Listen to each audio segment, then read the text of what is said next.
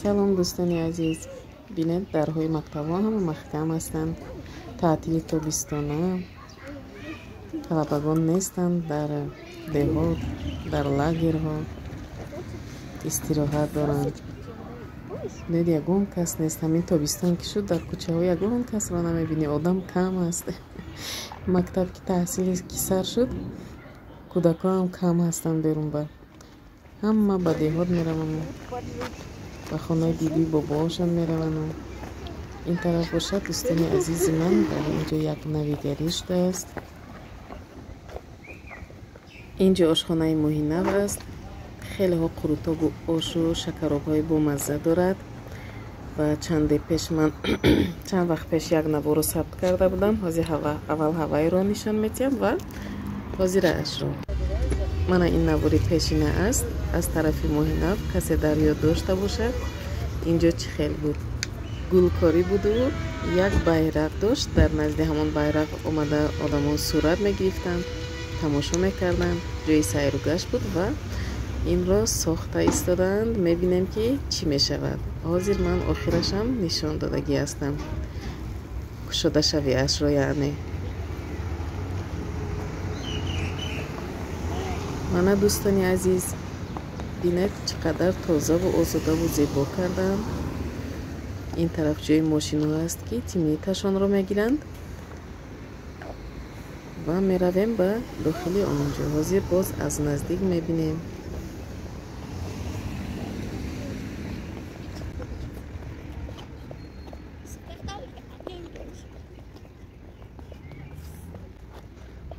ин тарафаш тарафи бонки амонатбонк аст.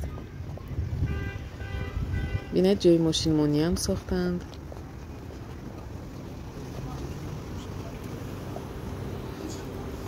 мана дӯстон дохилаш бинед чӣ қадар зебо кардаанд.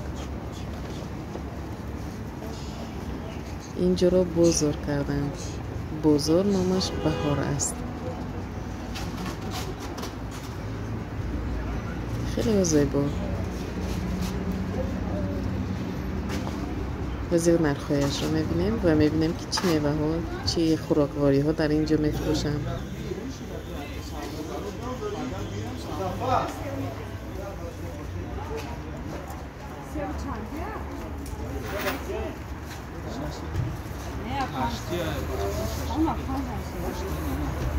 анҷир чанд сом яка?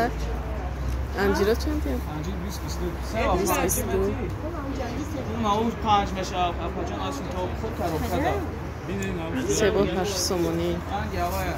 олотон чанд яка? Оло 6. 3 ва 6 бигире. ин асе маъмул шафтолуро 8 бигире.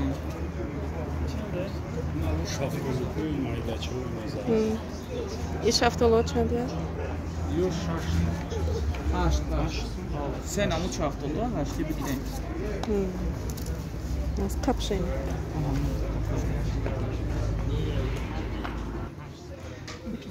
шафтолуча буда иш 8 сомонӣ.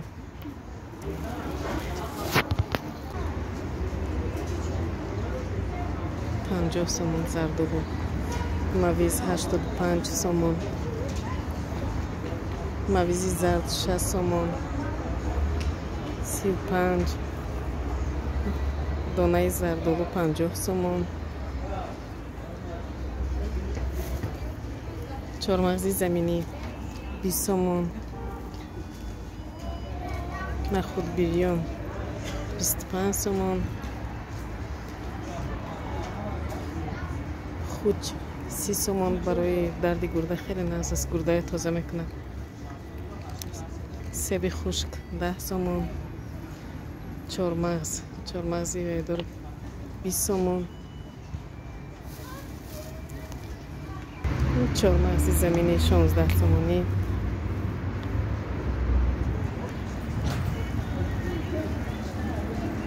рима мебед.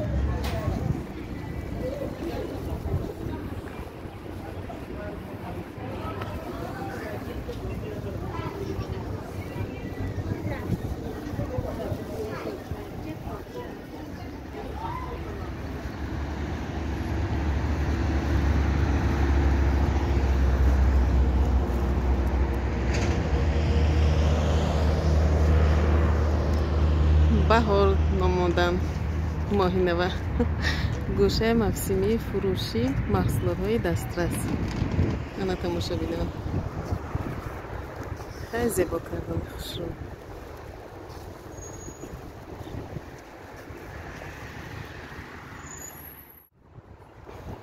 این طرف باشه دوستان عزیز من.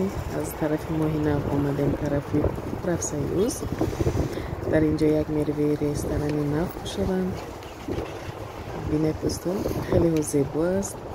هم در داخلش میشینی هم در بیرونش جای نشست دارد.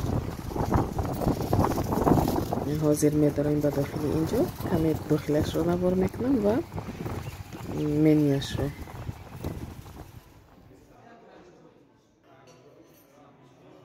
استول هایش ماندگی است. دیتسکی استولی کم دارد.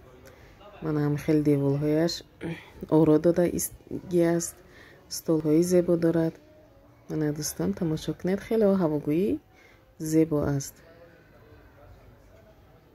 من با همین طرز فسان کرده اند. جستروهایش هم زیبا است.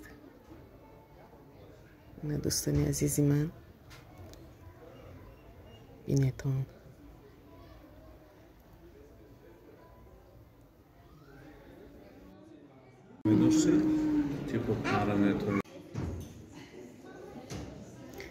در این طرفی دیوالهایش باشد علف های سنئی است. گل ها و علف های سنئی هست. این همش من اینجا طرفی قهوه خانهش.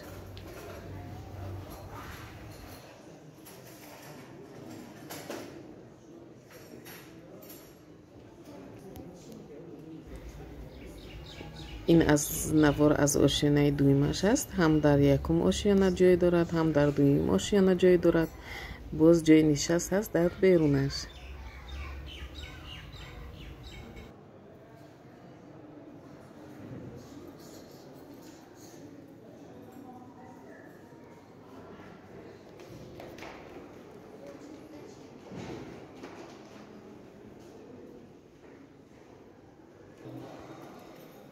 میفرایم به آشیانه یکمش. باز اونجا رو کمی نوار میکنیم. من این تعام هایش است. حالا که آدم کم میبیاد اینجا تعام هایشون رو کم کم تیار میکنم و در منیوشون هم بسیار خوراک هایش نبودند.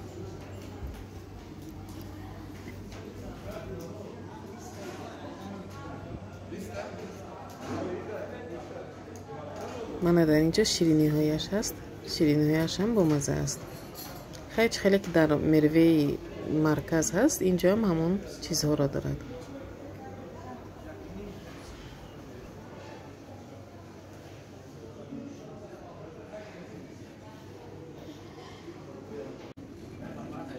حاضر نرخ‌های منیوش رو هم نشون میدیم.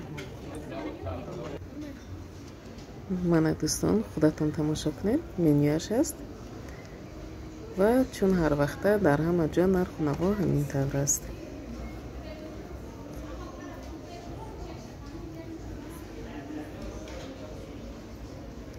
هر گونه سالاد ها و خورش ها و روکه ها دارد.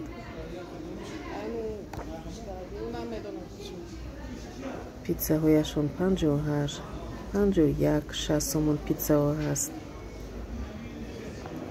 من دوستان این طرفش باشد بورگر و گامبورگر هایشون 25 37 سومون. در اینجا نواری ما به آخر میرسد. دوستان عزیزی من به همه شما تنسیحاتی و خانوادگی تمنا دارم.